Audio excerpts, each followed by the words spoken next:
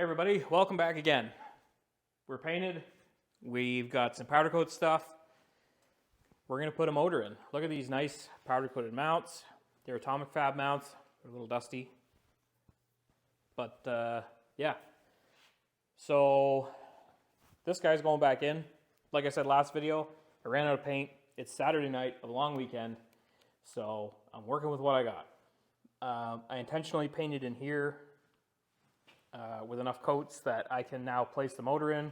We'll be able to hang the turbo. We'll be able to mount the front intercooler bracket and get the canister on for the back pressure and start kind of tinkering away with finish up the engine.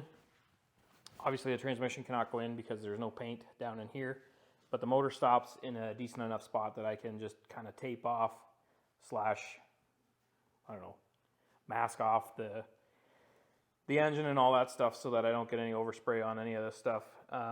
What you can't tell is these lines are still covered in goo, so I didn't even bother taping them off because with the goo, I'll be able to just brake clean a rag and wipe all the lines off and they'll look brand new again. I am going to have to take those clips out and wash them out because they are still thick with goop. This video should be fun because it should actually start to look something like a clean and tidy truck. So I'm going to pull that clear view off. I got to tighten up the mount bolts on these and there. And then we're going to toss a motor in, which is very exciting. And then, yeah, again, I got a bunch of powder coated stuff. So these are the frame horn bumper mounts. And that's my nice intercooler bracket. And then turbo mount as well with the extended drain that we talked about, so I'll be able to make the turbo drain. And yeah, getting excited. Things are kind of happening now. It's a weird process of how we're doing this, but we are making headway and we're making it work. So yeah, let's put a motor in its home. The place where it will die, almost certainly. Here we go.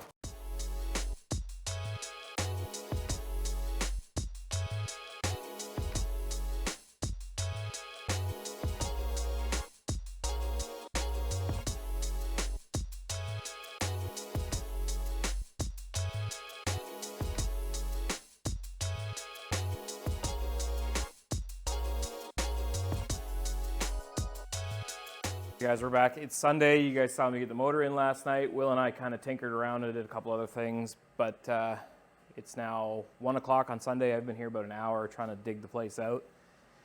And unfortunately, before I pull James's truck out today, I have to do a boatload of snow removal, even just to get this thing out the door.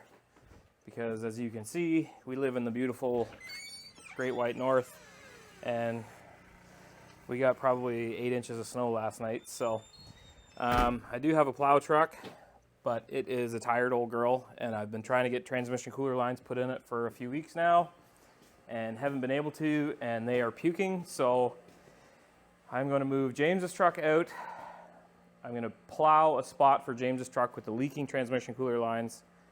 I'm going to bring the plow truck in. I'm not going to be able to get it all the way under this thing, which sucks.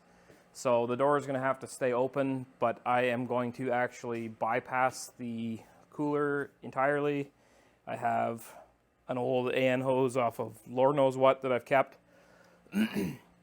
and some 480 AN cooler fittings. So I'm just going to bypass it for today. That'll be the quickest and easiest way for me to fix it. You guys think we do great work all the time. I let out all my inner hillbilly on this plow truck. So if you ever want to come see some really shady work that I've done, it's outside on the plow truck. So yeah, I'm going to plow a spot for James's truck. I'm going to get the thing out. We'll fix the plow truck, and then I'm going to get back on this. I brought my turbo out today. I brought the headers out today.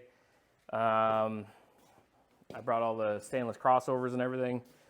So by the end of today, this thing should look pretty serious.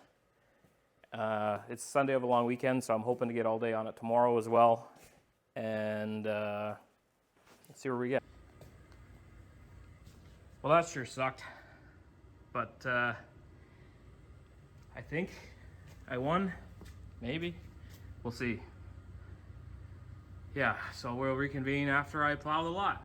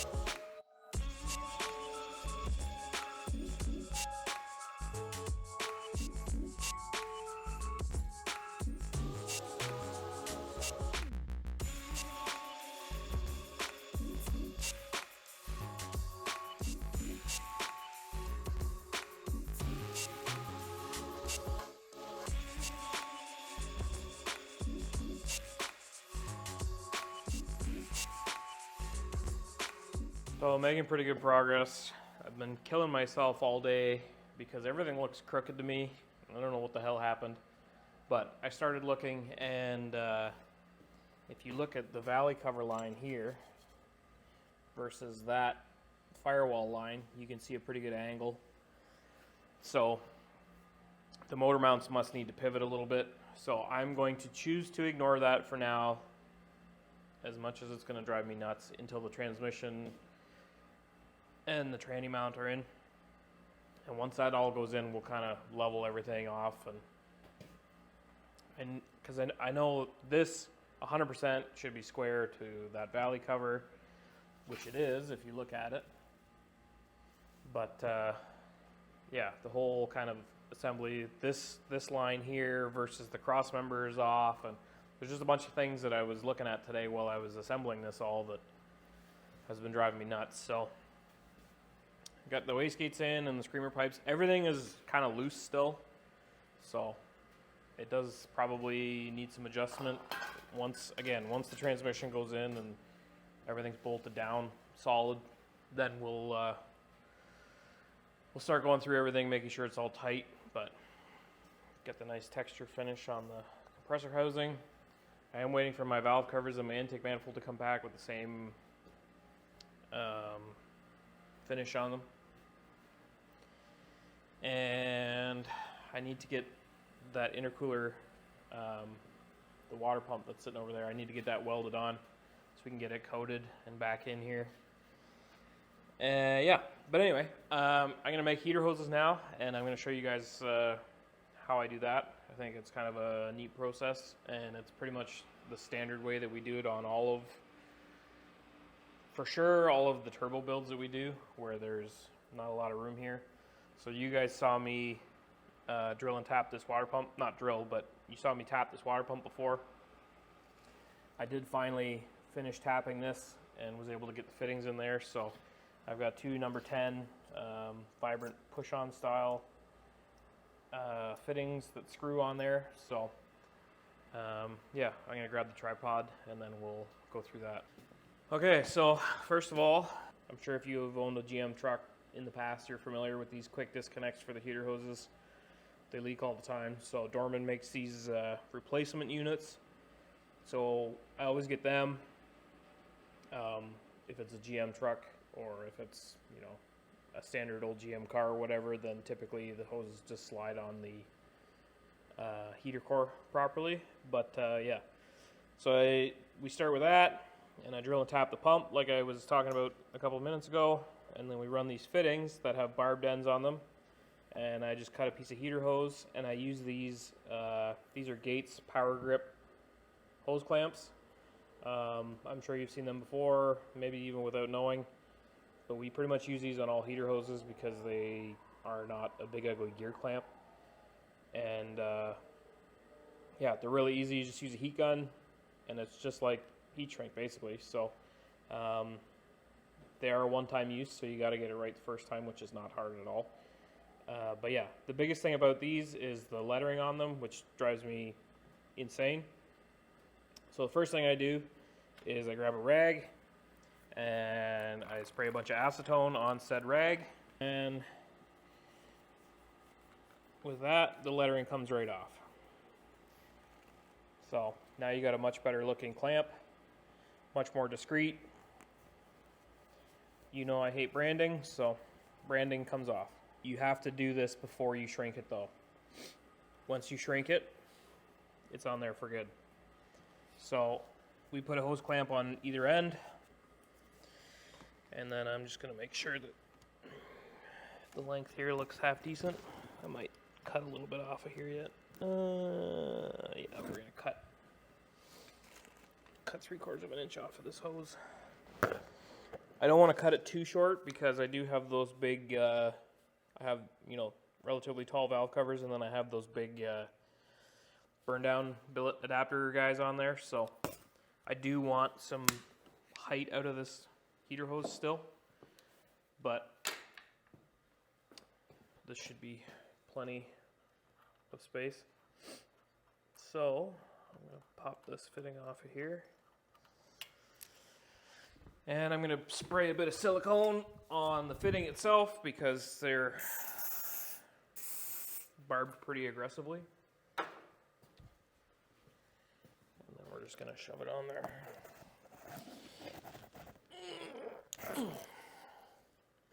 There. So, again, I will grab my heat gun.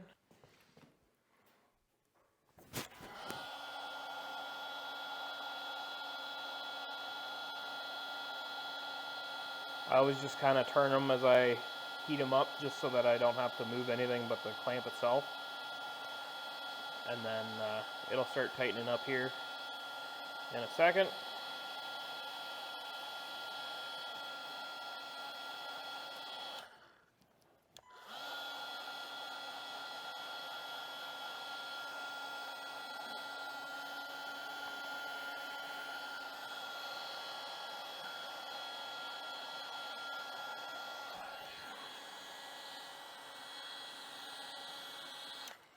There you go. That's one done. So I'll do the other one, and then we'll do the second hose. And I'll show you how I finish off these heater hoses so that they look kind of factory. Alright, so we got our power grips tight on both of these hoses. I'm going to get this threaded back on there so we can do number 2. Okay, so the trick here, when we make these nice and neat and tidy, is to make them as tight together as physically possible. This is actually pretty damn close as it is, so I'm just going to nip 1/8 of an inch off of the end here.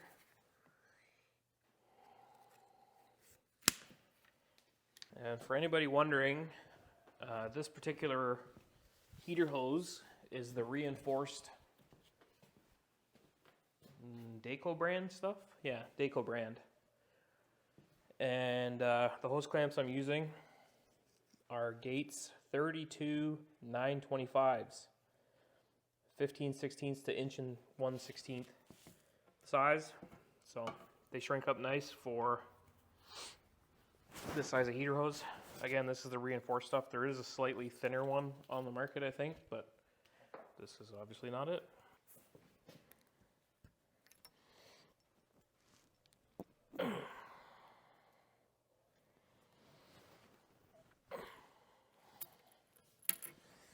Okay, do this all over again.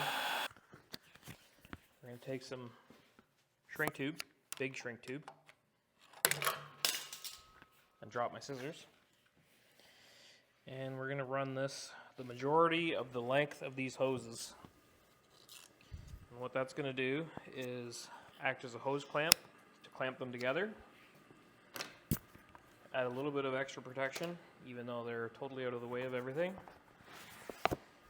And it's going to look OEM-ish. We've been doing this on a lot of cars. This is kind of the only way we do heater hoses without hardlining them, I guess. So this has been very successful for us. We've done it on tons and tons of cars at this point. James's truck, the white one you guys saw earlier this week, had it. So yeah, again, it's Just a really good way of keeping everything neat and tidy. And a little bit extra protection.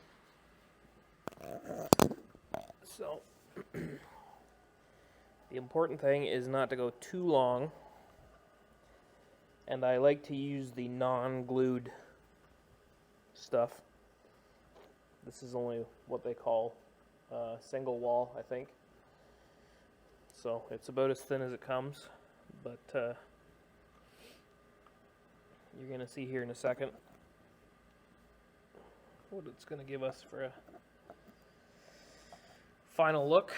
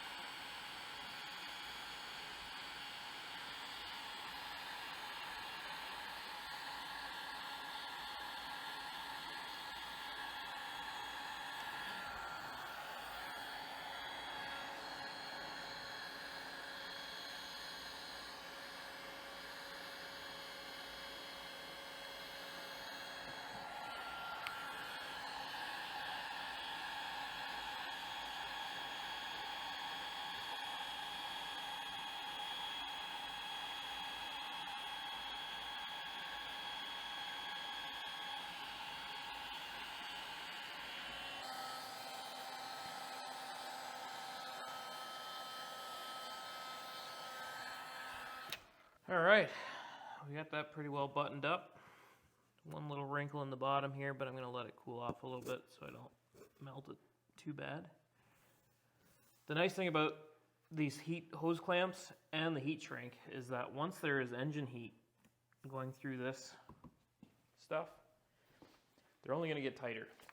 So any abnormalities in them right now generally come out. So looks pretty good. Looks nice and stock. A weird little mark in this side, but it's actually, I can feel it in the hose, so must be a deformity in the hose. So hopefully that doesn't give us too much of an issue. Otherwise, it looks really good.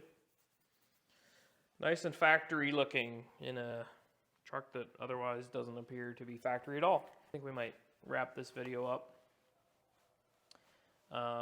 The only other thing I'm going to mention is I got my low dollar motorsport coolant temp and cylinder head pressure, or coolant pressure sensor in there. So that'll be able to get hooked into the Holly and monitor coolant temp and cylinder head. I don't know why I keep saying cylinder head. It will measure coolant pressure if theoretically if a cylinder head starts lifting or something and combustion pressure gets into the cooling system, that will alert us. So hopefully we see that before we get some catastrophic failure, and we should be able to set up a safety table that, you know, if it sees like a typical cooling system runs between 15 and 20 psi. So even if we see, I don't know, say 30 psi plus in the cooling system, we can set an alert or have it pull timing or something so that it settles down and maybe, you know, doesn't hydrolock the motor or blow a fucking hole in the side of the head or something. So anyway, yeah, I think we're going to end it off there. I'm going to pick up some paint and we'll keep working away at the chassis. Yeah, get the transmission, transfer case, all that jazz back in. Hopefully we get a bunch of stuff back from powder coat in the next couple of days. And yeah, what else? I got to finish the intercooler, put accessories on, you know, that kind of stuff. There's lots of stuff to do, obviously. So anyway, thanks for hanging out. Thanks for watching.